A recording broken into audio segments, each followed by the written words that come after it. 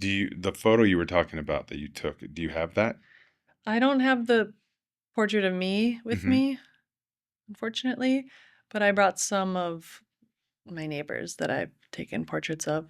So, the people who have taken you up on that offer, what's Mhm. that been like? Um, it's been really sweet. Okay. I would so far I've done about 25 portraits, Okay. and a couple of them have been people whose homes are still standing, but I'm doing that too because the devastation is with us all. I think we're all collectively traumatized by this. So, That's quite a bit. I mean, it's March 13th. mhm. Yeah, and everybody's reacting to that's quite a few. Yeah, it's quite a few. I did this all in the last week. So, I Oh, just wow. started this project like a week ago, Okay. and I did all that last week. I'm connecting with neighbors on this deeper level. We're sort of bonded through this. So it's been a really interesting experience where I meet them and we hug and I we get to know each other and I ask them about their experience throughout the night, how did it go down? Whatever they feel comfortable talking to me about. Some of them are really open and their spirits are high and they're really thankful that I'm there and I feel like I'm making a new friend. Yeah. Some are a little more solemn, but everybody is, I'm seeing this like beautiful, resilient side of humanity through this. And I'm feeling like I'm staying connected to Altadena, my neighborhood through this. And I just being physically there is bringing me some comfort. Yeah. And like making friends still in the neighborhood is bringing me comfort. And then I'm creating this photo for them that is like their first piece of art starting over because I'm giving them the plates. So they're getting this 5x7 photo. And I don't know if you know anything about tintype, No, but educate me. Yeah. it's the first form of photography, originated in the 1860s. Okay. And it's 4 steps of wet chemistry to make one photo on a plate. So I take a plate and I pour collodion on that. And once it's a little tacky, I put it in a dark tank with silver nitrate. And those chemicals create a light sensitive emulsion on the plate that I will then put into a plate holder in the back of my camera. And then I'll expose that by taking my lens cap off Mhm. after I compose the shot, expose it, and then go back into my dark room and I pour developer on it and then fixer.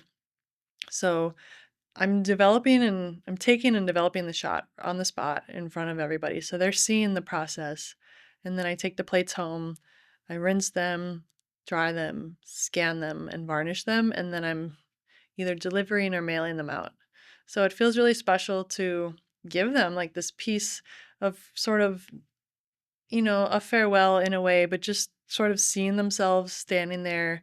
It's kind of just been this profound experience for them to like see the image appearing and then knowing that I'm sort of connected. It's kind of like a bonding experience we're having. Yeah, because 'cause you're not just taking a photo I'm not just taking a photo. at I'm all. spending an hour with them. I'm Yeah. getting to know their story. We're exchanging phone numbers.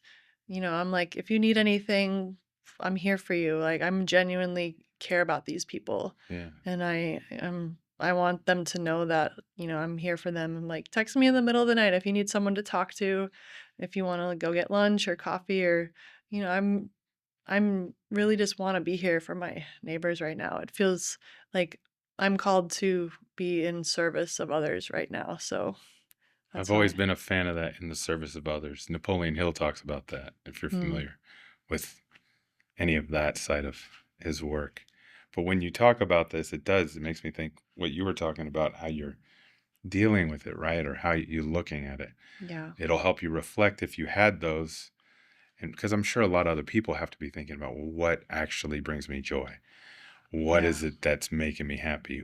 What, what purpose or value do I see in my days? Yeah. And I don't think material possessions bring us joy in the end of the day, but human connection is what life is about. I think that somewhere along the last couple of thousand years we've gotten it wrong and trying to focus on getting money and like building these little private empires that people think they need. But I think that life could be much more simple. And I think we could all be a lot happier if we just, cared about others a little bit more and seeing ourselves in the eyes of a stranger and, it's a really beautiful thing. You've also spoke prior to us, actually recording, you said that there's this whole other side of it too where you feel forgotten too. You Yeah. want to share, yeah, Um, what's yeah, that is something that I've been talking about with a lot of people I've taken photos of. It's Mhm. sort of been the general consensus where it feels like society is back to normal and everyone is moving on with their lives. And here we are, this group of, thousands of people in this neighborhood who are sort of stuck in this like gut wrenching limbo of everything we've known and loved is gone. And now we're all displaced. Some of us are sleeping on couches, some are in motels or at a friend's house or Airbnb. Some have found housing, but we're in this limbo again. Yeah, And seeing like our friends going out and going to parties and everyone just sort of acting like this thing didn't happen. And I understand in a way because life does go on, yeah, but it's just you'd think there would be more resources out there from the cities, the local government, the national government to help when people are this displaced and traumatized and, you know, not like something just to help us to feel like we're not forgotten about. It's a hard place to be in right now. Um, and it's also hard, like for a couple weeks, I had a hard time being in public. I'd go to what the do you mean? like Yeah, like going to somewhere where I was in a crowd gave me anxiety. Like I'd go to the interesting. grocery store and everyone, I'm seeing like people smiling and laughing and I just feel like I can't smile and laugh. I just didn't feel like I couldn't, but I just physically wasn't able to. I just had a really hard time. I remember going to like a Target to like buy underwear and I remember standing and just staring for like 10 minutes and I was like, "What am I doing?" I just, I was a little bit stuck. Yeah, And that was like the first week. The first week was really hard. Um and things are better now. I feel much stronger and I also they're doing starting this project, I feel like I'm actually empowered a little bit.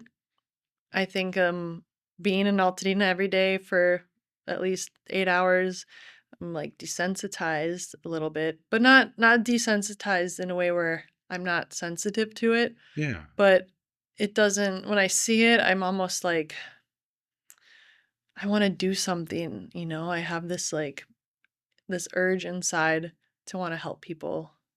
I feel like Aaron Brockovich out here. I know these people's names, their address, their story. I yeah, know how long they lived in their home. I know what they look like, where they are now, I have these stories ingrained in my head, and I wanna be there for them, I wanna help them. yeah. I mean, the fact that you can look at it and find motivation to do something positive with purpose. I Yeah. mean, that's as silver lining as you can get, right? With the Yeah. scenario that you're in.